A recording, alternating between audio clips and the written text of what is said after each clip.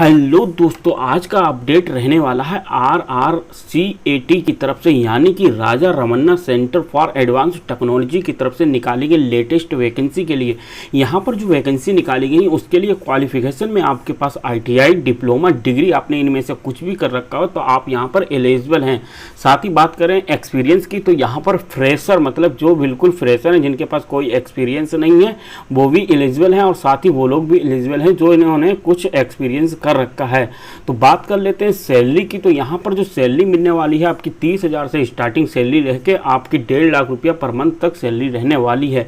यहाँ पर बात करें ट्रेड की, तो ट्रेड की यहाँ पर लगभग सभी ट्रेड, मतलब जो भी आपकी इलेक्ट्रिकल, सिविल, मैकेनिकल, यहाँ पर सभी ट्रेड वाले एलिजिबल हैं। तो यहाँ पर अगर आप इस वैकेंसी के लिए इंटरेस्टेड हैं तो वीडियो के लास्ट तक बने रहिएगा, जिससे कि आप सही चीज़ों को सही मायने में समझ पाएँ।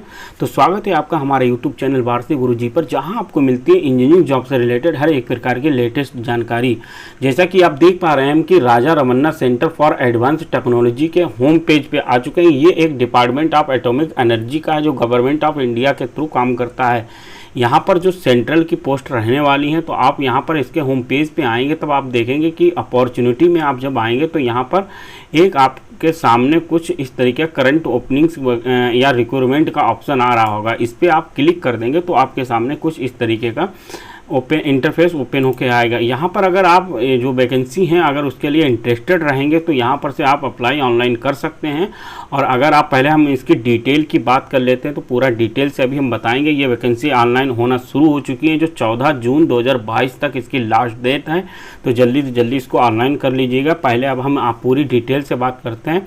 यहाँ पर इसका नोटिफिकेशन हम डाउनलोड कर लेते हैं, और नोटिफिकेशन के बाद हम यहाँ पर देख पा रहे हैं कि जैसा कि आप देख पा रहे हैं कि Raja Ramanna centre for advance technology का जो नोटिफिकेशन निकल के आ रहा है वो इस तरीके का निकल के आ रहा है, जो 14 जून 2022 तक लास्ट डेट है। यहाँ पर पहली पोस्ट रहने वाली, पोस्ट कोड दिया गया है, नेम पोस्ट दिए, स्केल भी दिया गया है, क्लासिफिकेशन भी दिया गया है। यहाँ पर पूरा एक्सपीरियंस वगैरह सभी चीज़ें मतलब बताई गई हैं। तो हम एक एक पोस्ट का अलग अलग से बताएंगे।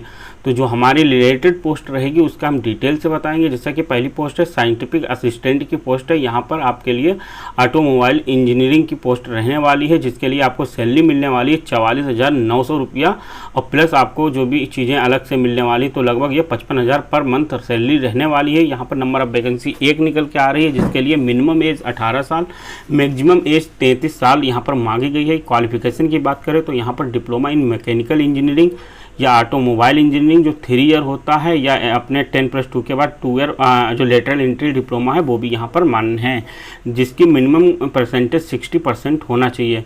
और एक्सपीरियंस की बात कर लेते हैं तो minimum community 4 year practical relevant experience, मतलब यहाँ पर 4 साल का आपका एक्सपीरियंस मांगा गया है। अगर आप इस वैकेंसी के लिए इंटरेस्टेड हैं तो अभी हम और चीज़ें इसकी मैकेनिकल से और भी वैकेंसी है वो भी बताते हैं। जैसा कि यहाँ पर name of post scientific assistant की अलग दूसरी ये पोस्ट है। इसके लिए यहाँ पर जो क्वालिफिकेशन मांगा गया है डिप्लोमा इन मैक्ट्रॉनिक्स विद मैक्ट्रॉनिक्स से डिप्लोमा होना चाहिए, और 4 साल का एक्सपीरियंस मांगा गया है। और मैकेनिकल वाले भी, मतलब मैकेनिकल इलेक्ट्रिक आपकी जो भी ड्यूटीज़ है वो रहने वाली। वही तीसरी हमारी B3 की पोस्ट है साइंटिफिक असिस्टेंट की, और इसके लिए यहाँ पर जो क्वालिफिकेशन इन्होंने मांगी है वो डिप्लोमा इन इलेक्ट्रिकल इंजीनियरिंग होना चाहिए, और साथ ही यहाँ पर मिनिमम 4 साल का एक्सपीरियंस मांगा गया। अगर आपके पास 4 साल का एक्सपीरियंस है तो यहाँ पर आप एलिजिबल हैं। सैलरी लगभग सबकी वही 44,900 रुपये रहने वाली है। वही मिनिमम एज 18 साल, मैक्सिमम एज 30 साल, और SC ST और OBC वालों को कुछ एज रिलैक्सेशन मिल जाएगा। तो बात कर लेते हैं हमारी जो पोस्ट B4 की पोस्ट है। यहाँ पर साइंटिफिक असिस्टेंट इलेक्ट्रॉनिक्स की पोस्ट निकल के आ रही है, जिसके लिए आपके यहाँ पर डिप्लोमा इन इलेक्ट्रिकल होना चाहिए, और साथ ही यहाँ पर 4 साल का एक्सपीरियंस मांगा गया। वही बात कर लेते हैं B5 पोस्ट की। यहाँ पर जो साइंटिफिक असिस्टेंट भी बायोलॉजी से मांगा गया है, जिसके लिए BSc मतलब डिग्री होना चाहिए। BSc बॉटनी बायोटेक्नोलॉजी मतलब BSc होना चाहिए आपके पास। और साइंटिफिक असिस्टेंट इलेक्ट्रिकल वालों के लिए यहाँ पर मतलब जो पोस्ट निकल के आ रही है उसके लिए 35,400 रुपया आपको मिलने वाला है, और मिनिमम एज वही 18 और मैक्सिमम 30 साल रहने वाली है। SC ST की 35 या OBC की 33 साल रहने वाली है। डिप्लोमा इन इलेक्ट्रिकल इंजीनियरिंग होना चाहिए, और यहाँ पर एक्सपीरियंस नहीं मांगा गया, मतलब इलेक्ट्रिकल जो फ्रेशर लोग हैं यहाँ पर वो अपना अप्लाई कर सकते हैं। बात कर लेते हैं नेक्स्ट B7 पोस्ट की 35,400 रुपया सैलरी रहने वाली है, और यहाँ पर इलेक्ट्रॉनिक्स वालों के लिए पोस्ट निकाली गई है। डिप्लोमा इन इलेक्ट्रॉनिक्स या इलेक्ट्रॉनिक्स एंड टेलीकम्युनिकेशन में आपके पास डिप्लोमा होना चाहिए और एक्सपीरियंस बिल्कुल रिक्वायरमेंट नहीं है। मिनिमम एज वही 18, मैक्सिमम 30 साल रहनी है। SC ST वालों की 35, OBC वालों की 33 साल रहेगी। वही बात कर लेते हैं B.Ed पोस्ट की। तो यहाँ पर फिजिक्स की पोस्ट निकल के आ रही है, जिसके लिए आपने BSc कर रखी है और एक्सपीरियंस नहीं मायने रखता है। वही बात कर लेते हैं हॉर्टिकल्चर वालों की। तो यहाँ पर क्वालिफिकेशन में आपके पास BSc इन हॉर्टिकल्चर या एग्रीकल्चर से होना चाहिए। बात कर लेते हैं B10 की पोस्ट निकल के आ रही है, जिसका पोस्ट कोड B10 है। नेम ऑफ पोस्ट रहेगी साइंटिफिक असिस्टेंट B सिविल की पोस्ट है। यहाँ पर जो सैलरी रहेगी 35,400 रुपया प्लस अलाउंस वगैरह आपके रहने वाली हैं। टोटल नंबर 2 हैं पोस्ट और यहाँ पर minimum age 18, maximum 30, SC ST मतलब 35 साल यहाँ पर रखी गई। डिप्लोमा इन सिविल इंजीनियरिंग होना चाहिए, चाहे लेटरल एंट्री से किया हो, आपने डिप्लोमा होना चाहिए सिविल इंजीनियरिंग से।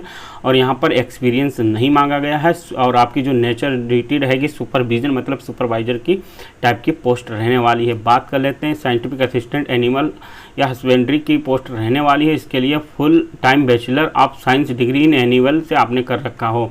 वही बात कर लेते हैं नेक्स्ट पोस्ट की साइंटिफिक असिस्टेंट बायोटेक्नोलॉजी जूलॉजी वालों की ये पोस्ट है, जिसके लिए आपके पास फुल टाइम मतलब डिग्री होना चाहिए जूलॉजी या बॉटनी से। हमारी B13 की पोस्ट है गेस्ट हाउस सुपरवाइजर की। यहाँ पर जो BSc इन होटल मैनेजमेंट की क्वालिफिकेशन मांगी गई है। टेक्नीशियन की बात कर लेते हैं। यहाँ पर टेक्नीशियन C1 की पोस्ट है जो वायरमैन की पोस्ट है। इसके लिए यहाँ पर 25,500 रुपया मिलने वाला है और एज यहाँ पर 28 साल मिनिमम एज है। मैक्सिमम एज यहाँ पर EWS वालों की 25 साल, ST वालों की 30 साल है।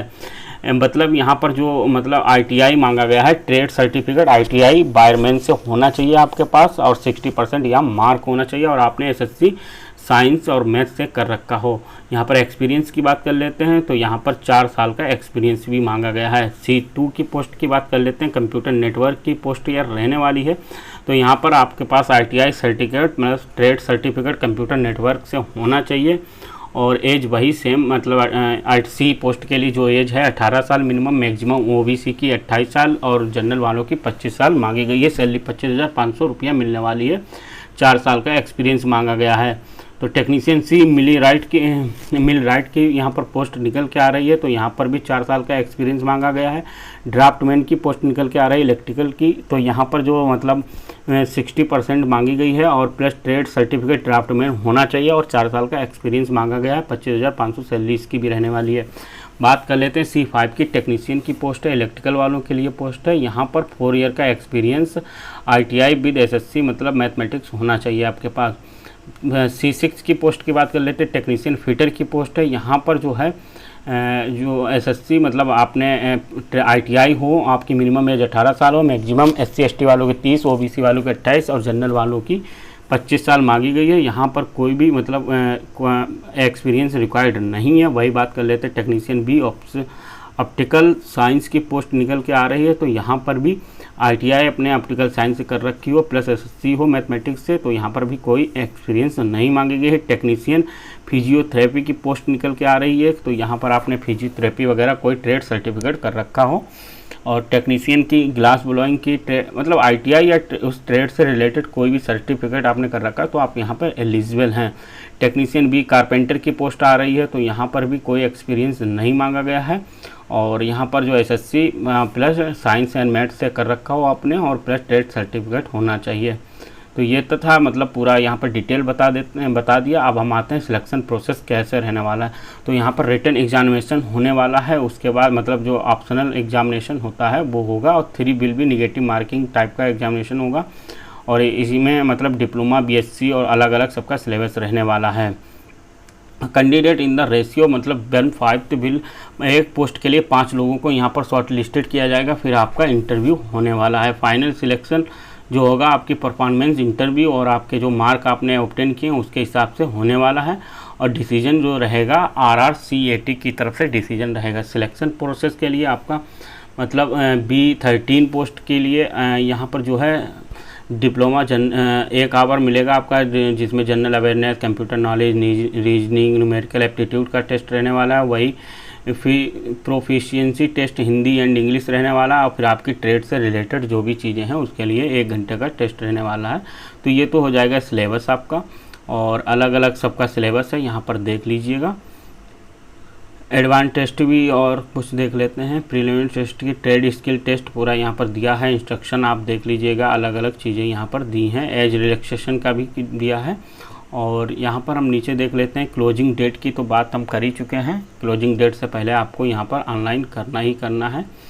और यहाँ पर नीचे थोड़ा देख लेंगे, the selected candidate will government national pension system, मतलब यहाँ पर सेंट्रल की पोस्ट रहने वाली है, तो बहुत ही अच्छी पोस्ट ये निकल के आ रही है। अप्लाई करने के लिए आप लास्ट डेट अप्लाई 14 जून 2022 से पहले www.rrcat.gov पे जाके ओपनिंग करंट ओपनिंग से और वहाँ पर से आप अप्लाई ऑनलाइन करके सबमिशन कर सकते हैं। और यहाँ पर कुछ चीज़ें हैं अलग से दी हैं। Recording of the non selected candidate shall not be privileged beyond 6 month from the date of formation and selection list. और यहाँ पर जो है चीज़ें पढ़ लीजिएगा, अगर आप इससे रिलेटेड आपको कुछ जानकारी अलग से है तो पूरा नोटिफिकेशन डाउनलोड करके आप पढ़ लीजिएगा। अगर वीडियो अच्छा लगा तो वीडियो को लाइक करें, चैनल को सब्सक्राइब करें। हम इसी तरीके की इंजीनियरिंग पोस्टों को लेते आते हैं। तो आज के लिए इतना ही।